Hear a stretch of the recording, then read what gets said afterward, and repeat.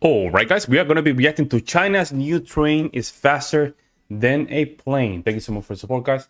We are going to simply jump in here and see what's going on. Thank you so much for everything you guys have done. Let's go. Transportation. China's new maglev can hit 620 miles per hour. That's faster than a Boeing 737 at takeoff. While the rest of the world argues about electric cars, China built a train that makes airplanes look slow. But here's what nobody's talking about. This technology might not even be Chinese. And the real story behind this machine could change how every country thinks about the future of travel. Most people think trains are slow. Heavy metal boxes rolling on metal tracks. But China just shattered that idea completely. Their new maglev prototype hit 387 miles per hour in testing. The final version is designed for 620 miles per hour in a vacuum tube. To put this in perspective, a commercial airplane cruises at around 550 miles per hour. This train would be faster than flying. The technology works through magnetic levitation. Instead of wheels touching tracks, powerful magnets lift the entire train above the guideway. No friction means no speed limit from contact. The train floats in a controlled magnetic field. No way. Are we that? No way. Forward by electromagnetic forces. It's like a bullet shot through a magnetic cannon, except the bullet is a passenger train. But speed is just the beginning of this story. Here's where things get complicated. Maglev technology wasn't invented in China. It was developed in Germany in the 1960s. German engineers created the first working maglev systems. They built test tracks and prototype trains decades before China entered the game. The Transrapid system in Germany could reach 268 miles per hour back in the 1980s. German companies spent billions developing this technology. They had working systems, while most countries were still using diesel trains from the 1950s. But Germany made a critical mistake. They never scaled up production. Political debates about cost and environmental concerns slowed development. The technology remained trapped in research facilities and short test tracks. So how did China end up with the world's fastest maglev? The answer involves technology transfer deals, joint ventures, and what some engineers call strategic acquisition of foreign expertise. Wow, we are there yet, man. In the early 2000s, China needed to upgrade its transportation system fast. They invited German companies to build maglev systems in China. The deal seemed simple. Germans would provide the technology, Chinese companies would handle construction. Both sides would benefit. Shanghai got the first commercial maglev line in 2004. Built by German company Transrapid, it connected the airport to the city center. The 19-mile track took just 8 minutes to complete at top speed. But technology transfer agreements have fine print. Chinese engineers worked alongside German experts. They learned the systems inside and out. They studied every component, every design principle, every manufacturing process.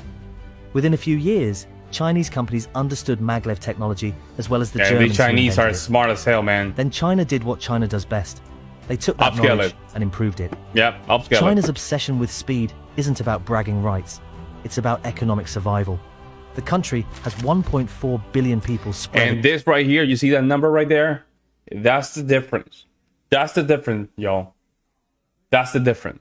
If you can keep something like this, you're winning. Moving people and goods efficiently isn't just convenient. It's essential for keeping the economy running. Traditional transportation creates bottlenecks. Highways get clogged. Airports reach capacity limits. Even China's impressive high-speed rail network, currently the world's largest, has constraints. Trains still touch tracks, which creates wear, noise, and speed limits. China's current high-speed rail system covers over 25,000 miles. Yeah, that's a lot. Wow. That's more than the rest of the world combined. That's a lot. But even these trains max out at around 217 miles per hour in regular service. That's a lot. For a country trying to connect cities separated by thousands of miles, that's still too slow. The economic math is simple. Time equals money. Every hour saved in transportation multiplies across millions of passengers. And money. A businessman who can travel from Beijing to Guangzhou in 3 hours instead of 8 can close deals faster and generate more economic activity. Consider the economics. A maglev line between Beijing and Shanghai could move passengers in under 2 hours. The same trip takes 4.5 hours on China's fastest conventional high-speed train. Cut travel time in half, and you essentially double the economic productivity of both cities. The secret to reaching 620 miles per hour isn't just magnetic levitation, it's the vacuum tube system. Most maglev trains still fight air resistance. At high speeds, pushing through air becomes the biggest obstacle to going faster. Think about it this way. And then A car needs more fuel also you're not gonna feel it, right? Because it's almost in the air. to go from 60 to 80 miles per hour than from 40 to 60 miles per hour. Air resistance increases exponentially with speed. At 300 miles per hour, air resistance becomes a brick wall. At 600 miles per hour, it's like trying to push through concrete. Wow. China's solution is elegant and ambitious. Put the entire maglev system inside a tube with reduced air pressure. Oh. Less air means less resistance. Less resistance means higher speeds with the same energy input. It's the same principle that makes space travel possible. Remove the atmosphere, and you can go as fast as your propulsion system allows. Really? The engineering challenges are enormous. These tubes need to be perfectly sealed across hundreds of miles. They require massive pumping systems to maintain low air pressure. Temperature changes cause expansion and contraction that could crack the tubes or misalign the tracks. The vacuum tube maglev represents a completely new category of transportation. It's faster than driving, more efficient than flying for medium distances, and more comfortable than either option. Passengers experience smooth acceleration without the turbulence of air travel or the vibrations of road transport. Oh. Other countries are watching China's maglev development with a mixture of admiration and concern. If I successful, mean, that was really this crazy. technology That would be crazy. They managed to just pull something like that. could give They might China a already massive did it. economic advantage. Fast, efficient transportation networks drive economic growth. Countries with better infrastructure attract more investment, create more jobs, and generate more wealth. The United States is taking notice.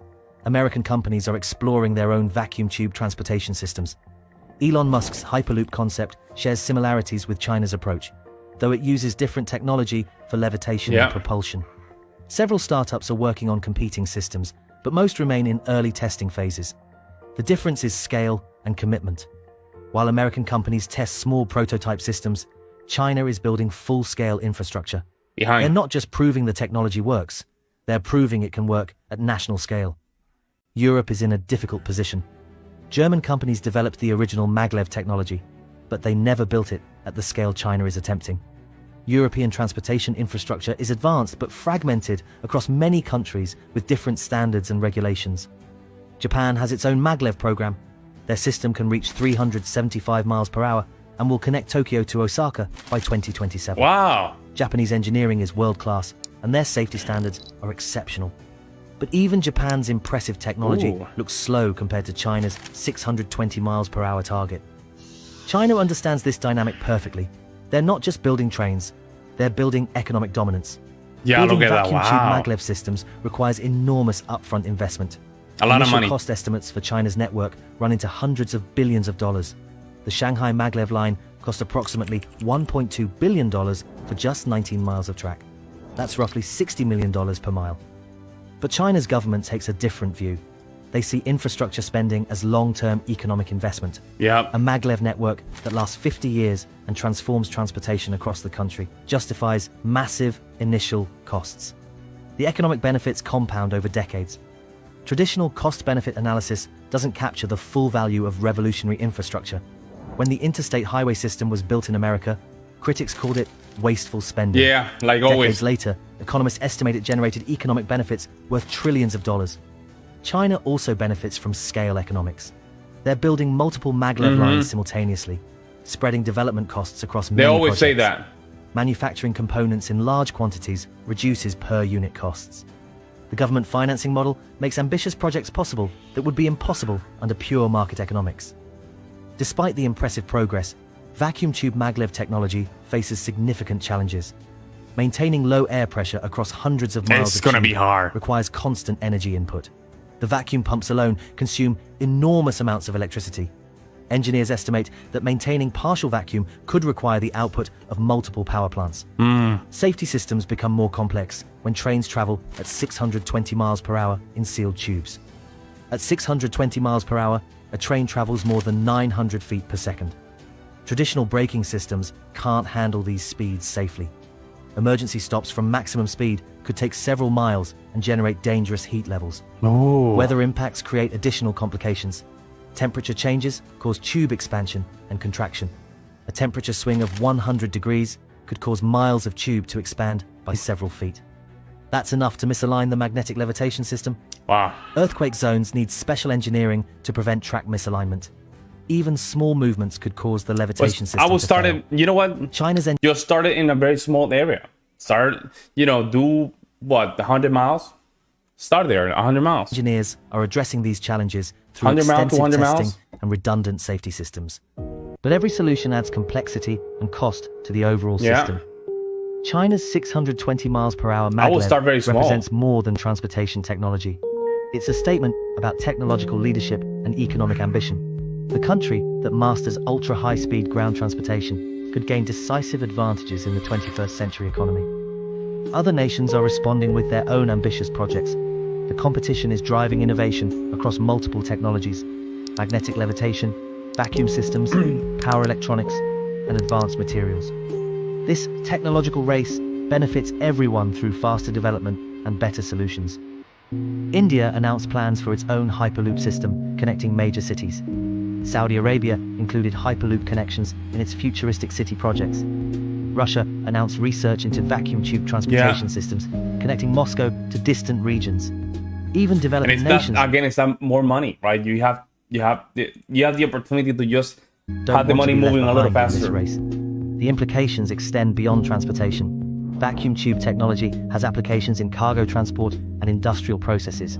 Magnetic levitation could revolutionize manufacturing and energy storage. The innovations developed for 620-mile-per-hour trains will likely find uses in completely different industries. China understands these broader implications. They're not just They're willing building to take the infrastructure. They're building the foundation for future dominance across multiple sectors. The Maglev project is part of a larger strategy to lead the world in advanced technologies. But there's something else happening that most people haven't noticed yet. Something that could make even a 620-mile-per-hour train look like old technology. And it's already being tested in a secret facility just outside Beijing. Where? You just let me in suspense. But man, 620 miles per hour. Man, we're getting there, man. We're getting there. I think personally, listen. I personally think that it should be done. It should be done. I personally think they should, they should